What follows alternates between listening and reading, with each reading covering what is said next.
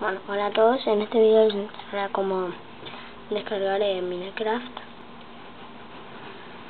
Bueno, empecemos. Primero se van al link que yo les dejo en la descripción, que es de Mediafire. Acá le damos a download. Bueno, para que se lo tengo todo eso. Que ahora descargando acá, mira. Bueno, le voy a bajar un poco porque está muy alto y que no todo el mundo. Esto ya está. Y ahora tenemos que tocar esto, pero no más, ya sé, está, se me aparece que la vamos a ejecutar. Ya sé.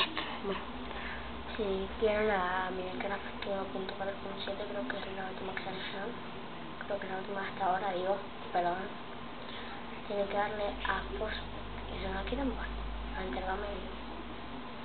Yo ya la tengo descargada, así que vienen a entregarme.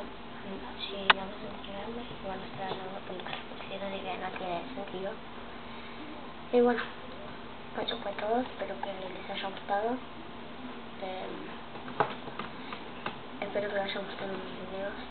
No va todos los videos, pero haré más de Minecraft. Perdón, me tengo que comprar, me tengo que descargar el coso que para descargar, para subir videos, grabar yo, no sé cómo se llama, bueno, no me acuerdo ahora cómo se llama, así como se llama, pero no me acuerdo. Bueno, espero que les vayan gustando mis videos, yo sé, más ya saben eso, supongo todos, ¿no? Porque siguen mis videos, ya saben que soy.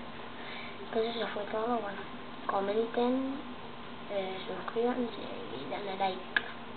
Bueno, eso fue todo y